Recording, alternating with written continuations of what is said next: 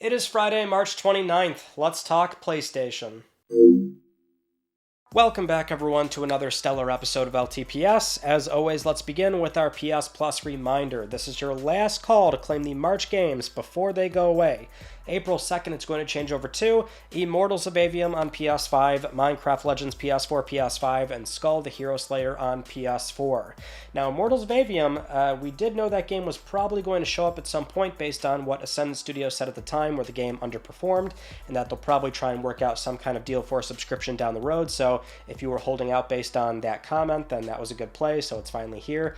And this game is a little bit unique in that, it's more of a modern sort of true current gen game where it's running on UE5 and it's using Nanite and Lumen, and they're kind of trying to, they're doing some nutty things with that game to where the base resolution is actually quite low. So it's beautiful, but also muddy looking at the same time.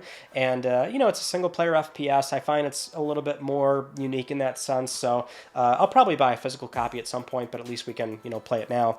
And also Minecraft Legends, we can see Sony can still, arrange deals with Microsoft for some of their properties, which that hasn't really changed here, obviously. But not a bad month for PS Plus Essential. But in terms of premium, we did actually see one game that's probably going to show up this month, and that would be Star Wars Rebel Assault 2, The Hidden Empire for PS1. That showed up on the PSN backend with a release date set to April 16th, meaning that's the day that Extra and Premium are going to go live on PSN. So it's not an official announcement, but that's probably one of the premium games that we just found out about. So they're still very much working through that LucasArts and Disney back catalog. So at a certain point, they're going to run out between PS1 and PSP, but that's another one. So if you like that one PS1 game in particular, you can rest easy knowing it's probably going to show up in a few weeks.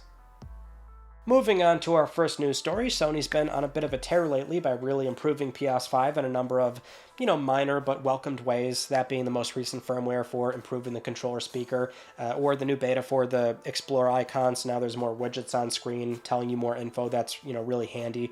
But they're also improving game help as well. So game help, of course, is a feature on PS5 that launched when the console came out, only for PS Plus members. But it is something where when you're playing a game, if a developer wants to support this, they can make custom tips in the control center to where it shows you where a collectible is with a very short 10-second clip, maybe a text guide for solving a puzzle. Very handy, but something where developers have to do that on their own time, which has always been like a very big bottleneck for that feature, but not anymore because Sony is launching community game help. So first and foremost, they're actually getting rid of the paywall for this, so anybody with a PS5, with or without PS Plus, can start using Game Help. But for community Game Help in the coming months, you'll have the option to opt in from the capture and broadcast settings on PS5, because this is going to be an automated process.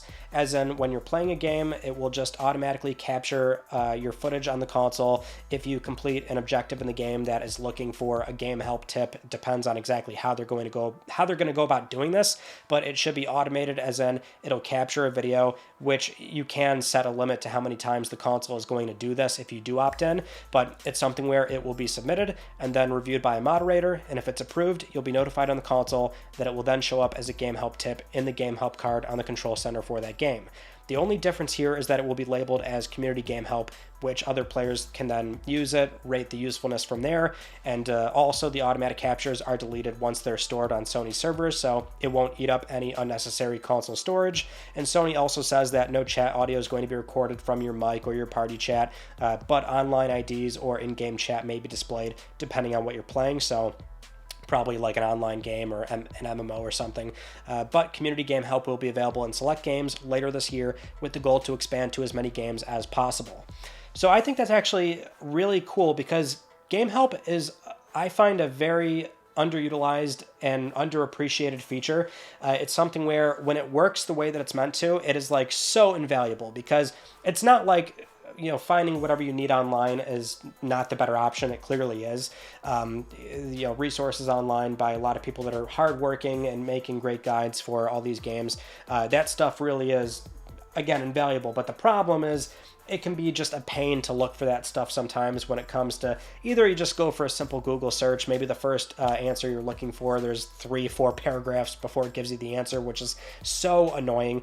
Or let's say YouTube, where again, there's a lot of really great resources out there like Brian, but you have to kind of sift through some of the search results or go through a timestamp. Even though Brian makes it very easy, it's something where if you're playing a story game, then you might be messing up your recommendations, and then you might get recommended from another channel, a story spoiler with the title and thumbnail telling you a big plot point. And so I always try and avoid that stuff for, again, like say single player games.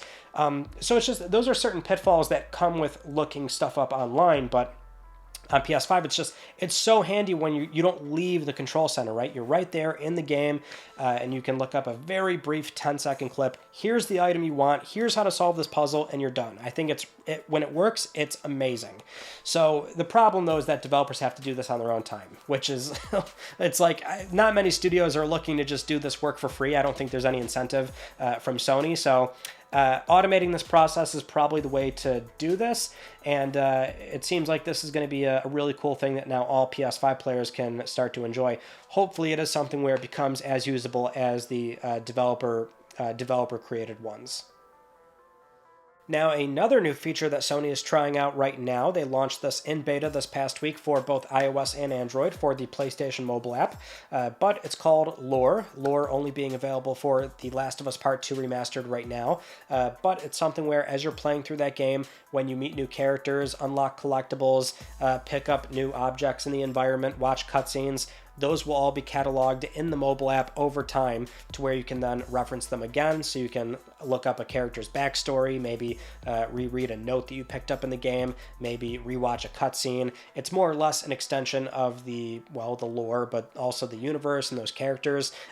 Sounds kind of similar to the active time lore feature in FF16, although that's kind of like a in-the-moment sort of feature where, as you're talking to somebody, you can bring that up and learn more about that character and the environment that you're in, or whatever the case is. But that was also very useful. So this also, I think, is really cool, given that it does work in the same manner in which it is sort of building this dossier up to the point of where you're at in the game. And it very much is something where the second you do it, as long as you're connected online, those items appear in the mobile app. So that's actually pretty cool. I'm curious as to how often this will be supported long-term, given it is in beta right now and it's only available for one game. And these things are always something where, like, if it's such a weird, bespoke, unique feature, first parties are always going to be the ones that end up using it first, and they'll be the sort of the best case use of actually getting the most out of that feature. But hopefully more games use it, more third parties take advantage. I would assume this is something they have to support, which means that sort of immediately creates a wall or a barrier of how many games are going to reasonably make use of it. But I guess it's still cool to have nonetheless, so we'll keep following this and see where it goes. But right now, Lore is on beta on the PlayStation mobile app.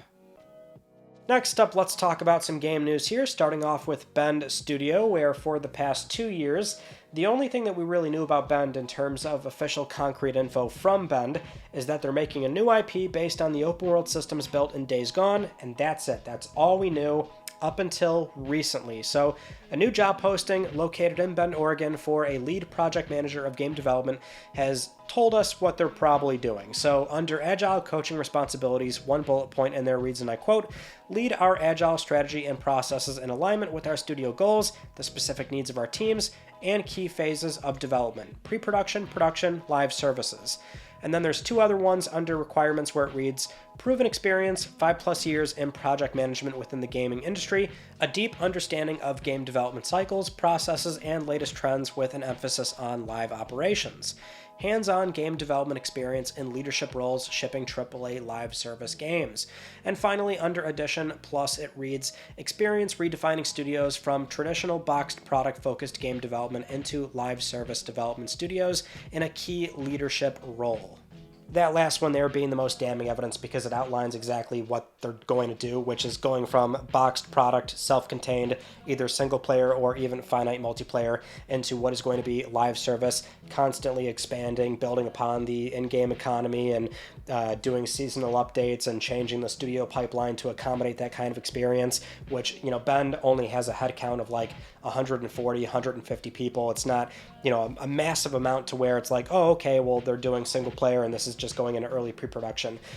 Live service is not only a new thing for them, but it's also very difficult, right? So you have to imagine everybody is on this game and it's going to be a while until they eventually ship it, which maybe provides more context into how long it's going to take to actually ship whatever this is. But a lot to unpack here, because what we do know is that, Bend did have a history of wanting to do multiplayer. That goes back to Days Gone 1, where they wanted to do some kind of co-op multiplayer spin on that universe, which didn't make it, and then they wanted to put that into Days Gone 2. That was part of the Days Gone 2 pitch, which didn't make it past Bend executives, so that was not even something where Sony said no to that idea, just that Bend internally, some kind of, presumed conflict between John Garvin and Christopher Reese, and that's kind of how that shaked out. Then we heard that they were doing Uncharted to a certain point, and then they were taken off of that to do their own new thing, which is this project right here. So tough to say for sure if Bend was motivated to do this, or if SIE did approach and say, okay, well, we've got this new live service initiative.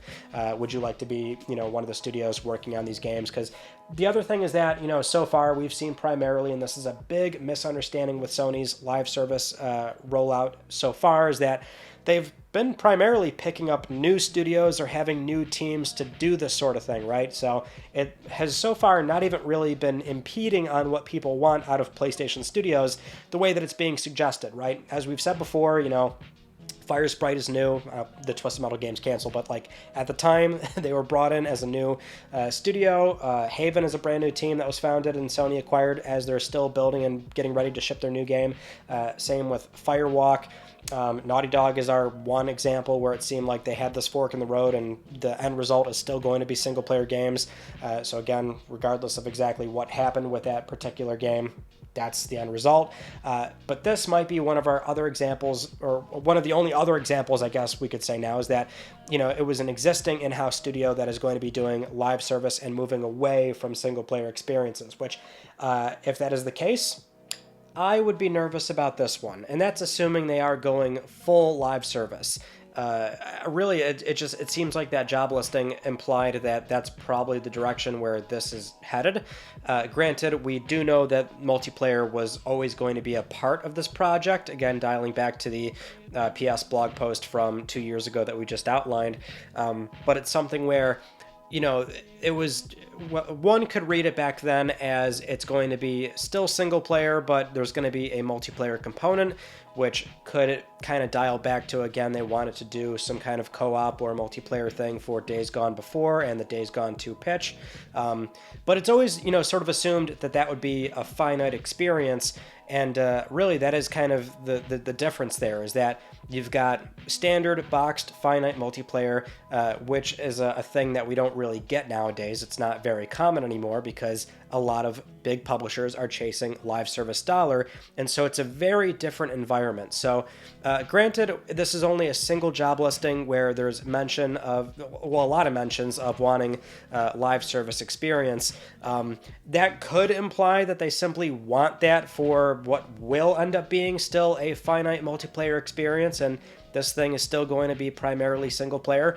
But if Bend is going in the direction of proper live service, that would, to me, definitely be a little bit more on the disappointing side, or making me a little bit more nervous as well, just in that live service is tough. It's a very difficult thing, and, I want Ben to be able to, I have confidence in the studio, but I, would like to see them be able to take this project on, really make it their own, which I'm sure creatively they're excited to do that, because I'm still very old-fashioned. I really miss a lot of Ben's older, like, portable games, but they were always working on other PlayStation properties. So, for them creatively, I'm sure they're a lot more pumped to, do their own thing, right? Having said that, what we're seeing so far based off this job listing, this does kind of put me in a more uneasy territory, but as I always say, we'll have to reserve judgment because that's the most fair thing to do, and we'll wait until Bend is ready to, properly show off this game, give us their mission statement for this project, and we'll get a better sense of what this thing actually is going to be. Moving on to Santa Monica Studio, where this is definitely one of those low-hanging fruit news stories where we're really just trying to say something off of nothing, but we do have kind of a good, encouraging progress update on what we presume is Cory Barlog's new IP, new project going on at Santa Monica Studio. So over on Twitter, he does say, and I quote here, "Seeing some early things come together on this thing that I'm working on right now, and goddamn, the people I get to work with at Sony Santa Monica are just beyond brilliant. Video games are cool." And that's all we have. So again, there's like not much to really say here outside of like, well, I guess why this is noteworthy, right, is that we do know Sony had a recent portfolio review, a culling, if you will, a lot of canceled projects, but this one at the very minimum sounds like not only did it survive, but it's making good enough progress to where Cory felt like he was willing to, say a nice little positive thing, which the industry really kind of needs with the environment we're in right now. But that's noteworthy, right? I mean, especially because the exciting prospect about this game is that it's a new IP out of Santa Monica. We have not had that ever since God of War, basically. So good to hear that, it's still coming. Probably going to be a while still, but hey, at least it's on the way and it's shaping up to be something really special. And also, Cory loves the people he works with. I'm happy to hear that. Next up, Horizon Forbidden West Complete Edition on PC has been out for about a week now, and that's something where we can mention the peak player count for the game is around 35,000, which means as far as other PS Studio games go, not the best, not the worst, it's sort of in the middle. But the more noteworthy item here is simply that the game came out as a very solid PC port. There was a patch that went out yesterday for addressing a few of the reported crashes, also fixing the HDR max luminance slider and enabling DLSS 3 frame generation during cutscenes. But outside of that, the first 5-6 days, the reputation surrounding this release was simply that this is a solid PC game. Day one, no major problems or hiccups or concerns amongst the community. And really, I mean, that's, well, it not only speaks volumes of Nix's software, but it should be where Sony wants to be with publishing more and more PC games and eventually down the road probably going for day and date across all their games.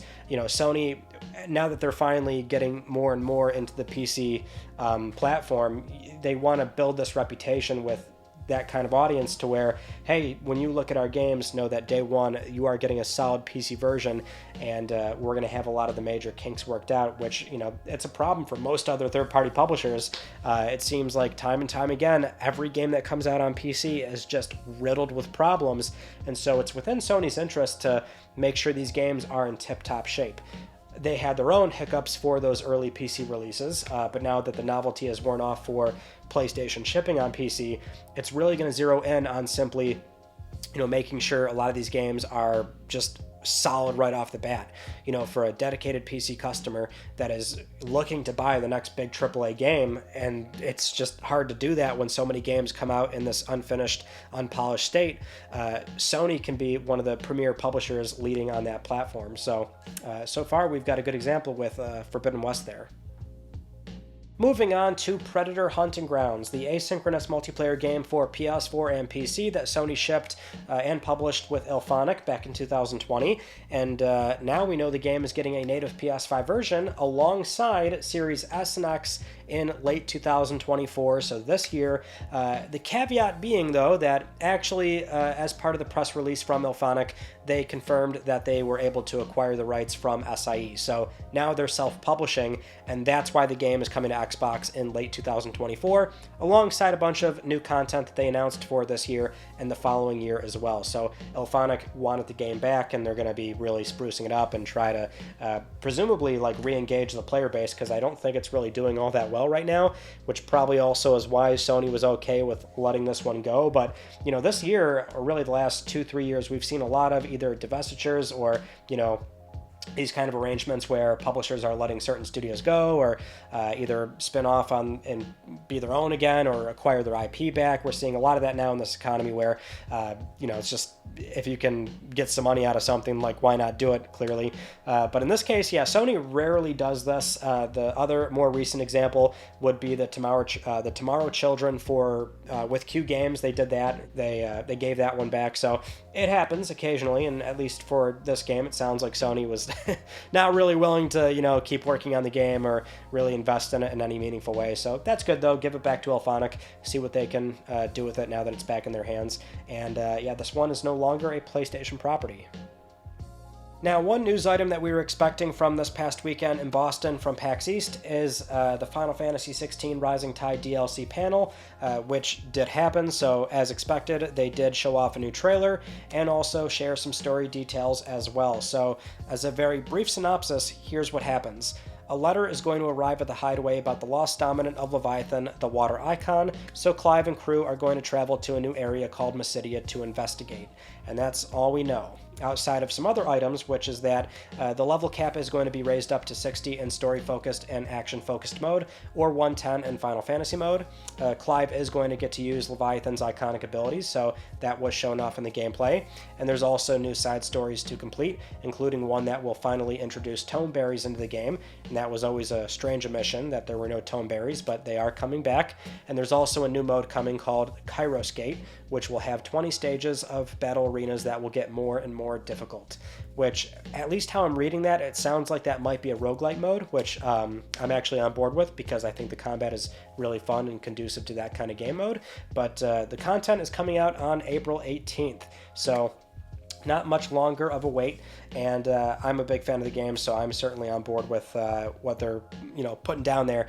I will say, though, it sounds like between what Creative Business Unit 3 is looking to do and also the game doing fine, but unless it does substantially better on the market for how many like the sales pace and the legs it has for PS5 and then also shipping on PC, unless that gets to ridiculous heights, this is probably what they're, this is it for Final Fantasy 16 content, or new paid content, I should say, because going into our next news story is that there is going to be a free patch for all players, and that is going to add a number of things to the game as well. So it's going to come out the same time as the Rising Tide.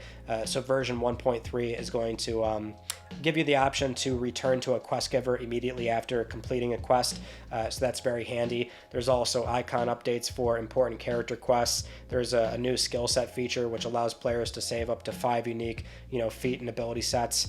Abilities and accessories are adjusted for easier use, whatever that means. There's a new custom controller type allowing you to freely customize button layouts.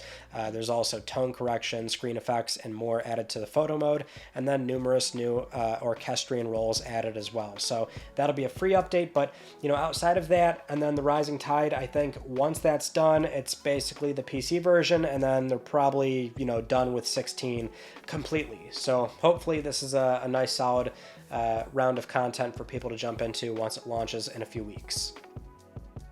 Moving on to ShiftUp's PS5 exclusive, Stellar Blade, where press previews went out for the game this past week, and that provides a lot of context on why the demo came out by a mistake and also why Sony was more motivated in taking that down and making sure people couldn't play it, because it was based on that demo, this opening sequence, where the press got to play that and then put out some impressions, which so far it seems like across the board, really positive. A lot of people, pointing out that in terms of the combat, which so far it's hard to judge that based off, footage, only looking at gameplay. We're hearing that it's more on the spectrum of, being closer to a Sekiro or a Dark Souls instead of what it appeared to be, which was, action-focused DMC or a Bayonetta. Not like that. It's more like, something where it's encouraging, perfect parries or this precision with combat and being a bit more deliberate with your actions. So not just jumping in and mashing buttons and seeing where that gets you, which, that alone at least really piques my interest. Not to say I don't like action games, but I think a lot of people maybe weren't expecting that the game was a little bit more, again, deliberate with its combat system and really wanting you to be able to respond to enemy movements and how that expands and presumably builds upon further in the game. So that sounds actually really cool. But yeah, the demo is available now. It's out there today, so now you can finally go out there and download it and try it for yourself. And that does explain why Sony was, in this case, motivated to make sure people could not play it that early, given they were so close to releasing it anyway, and they were tying this in with press previews. So either way, it's now over, and you can finally go try out Stellar Blade for yourself. I am also looking forward to finally getting some time in with it. Moving on to PlayStation VR 2, where we know Sony already confirmed they're planning on supporting PC at some point for PSVR 2, which is good. We just don't know when and what it's going to look like, if it's going to be a streaming solution or if it will be a direct connection, which will be ideal for all PC games. But we now have some evidence to suggest that maybe it will be that, with a big caveat. So what happened recently was the most recent PSVR 2 firmware actually had a very significant change behind the scenes that does point us in the direction of maybe it will be a direct connection. So right now, PSVR 2, before the firmware, if you plugged it into a PC, it would simply show up as a monitor, more or less. So the headset would be stuck in cinema mode, where it just shows a giant screen, basically. But now, if you plug in PSVR 2 with the most recent firmware, it will show up as a proper VR headset. It won't work, mind you, but it now reads as a VR headset on compatible PC graphics cards. So the developer behind the iVRY application has documented a lot of this for PSVR 2 already, since a lot of their work primarily has been around getting PSVR 1 and 2 and other VR headsets to work on PC. That's what they do. And they noted that AMD and NVIDIA support is working without having to trick the headset anymore by bypassing the encryption layers that Sony put on the headset. So they basically removed all this, and now the real problem is simply that, PSVR 2 still uses a single USB-C cable that carries 12-volt power, USB 3, and DisplayPort requirements, which, unless somebody has a graphics card with virtual link USB-C ports, or this adapter that iVRY is currently still making and testing, then Sony would have to offer an adapter if they're planning to support a direct PC connection. Or at least that's what iVRY is speculating on, that they can't see reasonably how Sony would be able to somehow, just at a firmware level, be able to make the headset work with one USB-C connection. Like, it's not going to work. So, which I did not actually know. I don't follow iVRY too often. So, it seems like that actually was the case for PSVR 2. Which means that, we're looking at a similar scenario to PSVR 1, which they did offer for PS5, a camera adapter, making sure that it does work. So it's not like the company can't do something where, if you put in your serial number, you'll be entitled to an adapter, or they start shipping adapters with PSVR 2 headsets from PS Direct. They could do that, or maybe sell it separately, since the adapter itself might be costly. We don't really have any idea as to how they'll approach it, but that would be the ideal end result, is whatever, make PSVR 2 work on PC. Just get it done, give this headset a booster shot, even if Sony can't collect a 30% cut on any PC games being sold from Steam.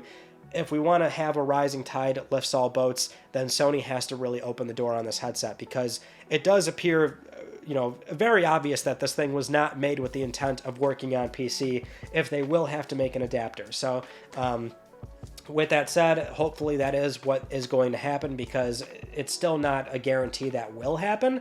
And even then, they could still, make it to where it's only working for some kind of specialized storefront, so Sony can collect a fee. Again, I don't really want that to happen, but for now, that's where PSVR 2 sits. It's good news in the right direction. Next up, let's go over the Game Developers Conference, or GDC 2024, which did take place very recently. And, it seemed like we were not going to get major headlines out of this event. We normally do, but it seemed pretty quiet up until recently, where GamesIndustry.biz held a very quick podcast discussion between Christopher Dring, the head, and also James Batchelor, the editor-in-chief. And Chris was at the show, speaking with a lot of developers, about 150 people, and just talking about his, what he had heard, the general sentiment around the show, and the health of the business right now, which it seems like the mood there was not bleak, but it wasn't exactly positive either. It seems like a lot of big publishers are still not really signing projects right now, but they will be soon. But the headline here is that on the topic of PS5 Pro and the leaked specs that came out the weekend before it, Chris said that he didn't meet a single developer that didn't see the point of it. Just a general sentiment of, we aren't making the most out of PS5 in the first place, and a lot of companies were saying that it's not going to grow the market or move the needle, which Chris does share the opinion personally that he imagines Sony knows that, and it's going to have niche appeal. And that's more or less what we have also been saying for a while as well. I mean, you all know that, like, my thought process was that we don't even need a PS5 Pro this generation. Obviously, we know what it can do and how it would fit in, which is like PS4 Pro. Given PS4 Pro had, market conditions that were more conducive to maybe selling to a lot more people, it was with the advent of 4K TVs being more widely adopted. The Jaguar CPUs at the time were very underpowered, but that got a noticeable boost. The GPU saw a huge improvement. We got checkerboard rendering, so we got 4K image quality on all those games. Like, it made a lot of sense in that context, but even then, it was still, a 1 in 5 thing for every PS4 that was sold. It was not meant to be this crazy high volume thing. So again, given that, it's a matter of PS5 Pro, we know what it could do in theory, but given, die shrinks and the fabrication process and what PS5 Pro might cost, and I always make the argument of it's going to take away from what a PS6 is going to do, like, we just don't really need it. That, and also, like, prior to PS5 coming out, I was like, oh yeah, we'll get one, but then I think it was Albert Pinillo that made the argument of, the die shrinks and fabrication stuff and the pricing structure. He felt that we're not going to, get one this year, or this generation, I should say. And the more I sat on that, the more I agreed with him. But either way, the point is, I mean, yeah, it's going to be niche. That's what this thing is, right? Everyone keeps asking, why do we need it? Well, if you're asking that, then you don't have to buy it. That's kind of the entire point. But if you are, this more prosumer kind of person that wants the very best out of your games and you prefer playing on consoles, then that's what PS5 Pro is going to do. Not really meant to move the market, but at least for Sony, it's about keeping those engaged PlayStation customers very happy, which a Pro is probably going to do. Now, the other big headline that came out of that conversation between Chris and James is the topic of Xbox and how publishers are feeling about the sales performance of Xbox, most notably in Europe, because one thing we often mention occasionally is, the sales performance of PS5 in Europe, and sometimes we'll mention how Xbox has been not really doing that great in Europe. Year 3, year 4, these are peak years for the console, and, it depends on the month, obviously, but sometimes they're dropping 30, 40, 50% year over year, which is concerning. And so Chris mentioned that did come up at GDC. So he mentioned that he heard from one very prominent company and one not so prominent that Xbox performance in Europe is, quote, just flatlining. That's how he put it. Chris refers to how they publish the hardware sales data throughout the UK and Europe, and again mentioning that sales fell last year and they're falling more this year. Chris also says that one big company that released a big game last year said, and I quote here, "I don't know why we bothered supporting it." Chris then references how retailers in Europe were already scaling back their supply of Xbox products, and now third-party publishers are saying that they're, putting a lot of effort into Series S and X versions of these games, when in reality the market for them is PC and PS5. Chris then goes on to say that with Xbox putting games on PlayStation, he says it's his understanding that a lot of those games will eventually be coming over at some point, or nearly all of them. So the on-the-ground sentiment at GDC seems to be there's more doubt in Xbox hardware. And a lot of this came out right next to the Phil Spencer interview at GDC with Polygon, where he was also commenting on a number of topics, that being about the health of Xbox and discussing Xbox as a console, where Phil was referencing research on Gen Z, how an application like TikTok, as an example, will be on both iPhone and Android. And so for Xbox, the brand pivot there should be to attract and maintain relevance with younger audiences, and to make Xbox be a place where they can find great games, and inferring that great games will be available everywhere, that's the image that Xbox is going to go for nowadays. Phil also expressed very open interest in removing the walled garden for Xbox consoles, as in maybe getting third-party storefronts on there like Epic or itch.io, maybe Steam. So that was also pretty fascinating to get that stuff coming out of Phil, where it really, there's like a lot to unpack there. We don't have enough time to really discuss all of these, but what I will say is, the Europe sales were always very concerning. I don't want Xbox hardware to go away, so a lot of this kind of goes back to like what we discussed already when they did that business podcast announcement for those 4 games. Like, it's not just those 4 games, more are coming, but it very much was probably a frustrating thing for the Xbox team internally, because again, seems obvious that there was maybe some higher up pressure from the CEO Satya Nadella and maybe the CFO and shareholders that that, hey, like, we're a software company, let's just start putting this stuff everywhere. But for the Xbox team, it's like they did all these acquisitions, and it seems like they really didn't get enough time to see all that labor bear some fruit.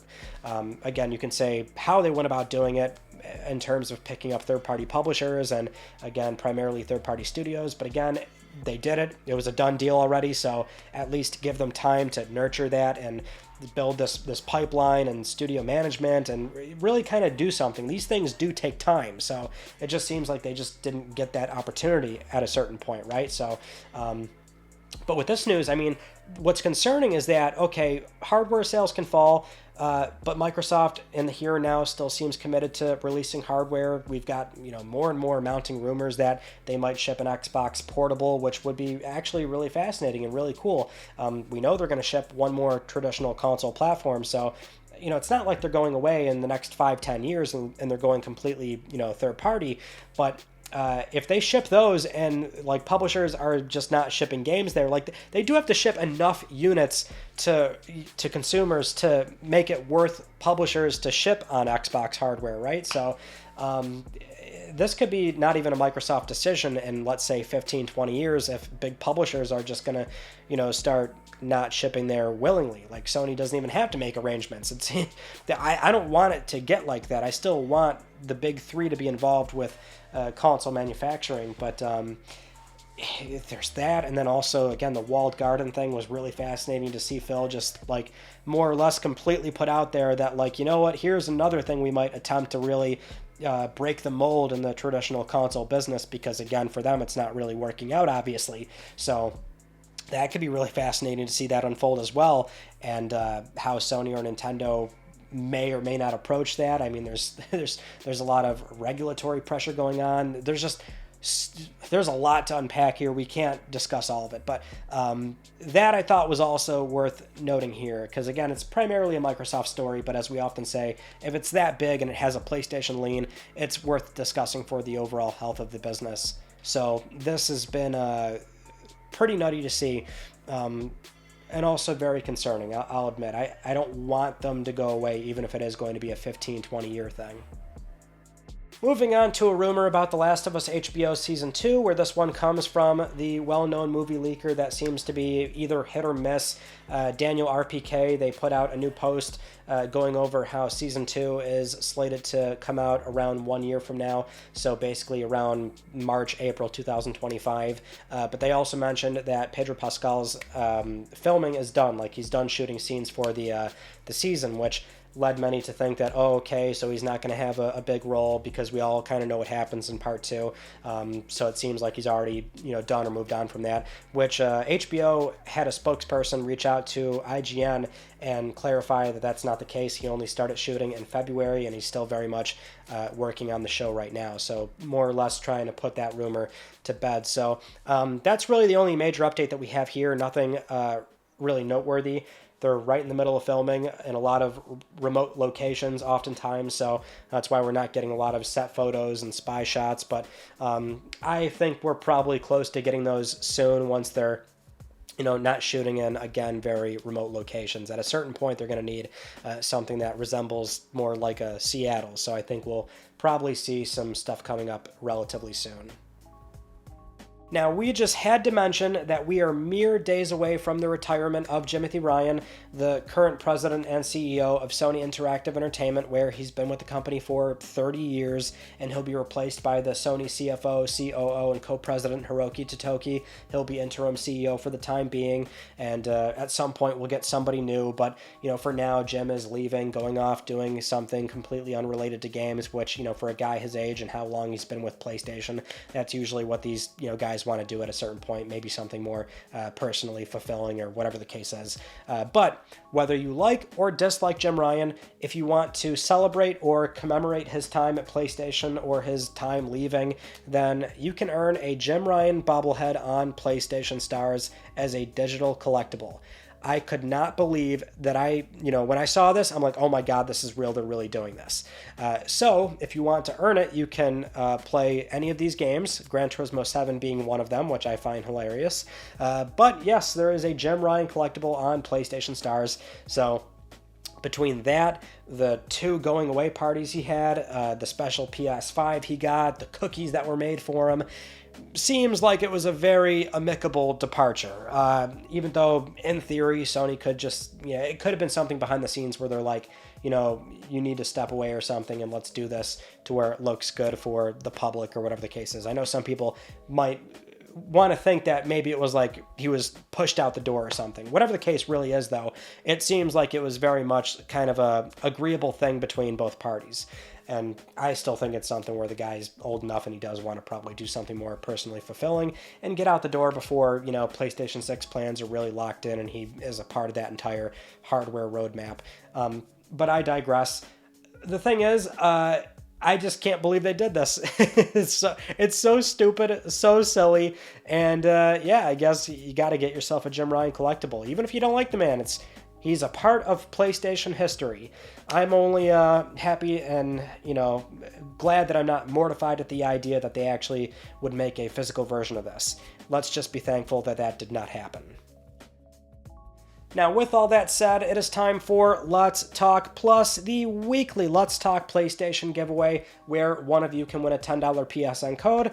I would like to congratulate this viewer right here. I'll be contacting you very soon via email or X, and if you'd like to win a $10 PSN code, it is so simple. We do this every single week on LTPS. Just follow the link down below, enter the Gleam giveaway, and supporting this channel a number of ways can gain you an entry, and I'll announce the winner next week because I'm trying to help pay for your games. Those are all the stories from this past week that I wanted to talk about with you all, and on Tuesday we looked at a very bizarre PS2 third-party accessory where it has a very small 2-inch screen tacked on. Kind of weird in that it's almost trying to solve the same problem the PS Portal is solving, where you can free up a TV screen by playing the console on that instead. Super cool. I love looking at quirky things like that. Maybe we should do it more often, but that was Tuesday, and as always, we'll have another upload on Tuesday as well. But until then, that is it. That concludes this week's episode of Let's Talk PlayStation. I'm Ryan Panecki. Thank you all so much for talking with me, and I will see you all next Friday.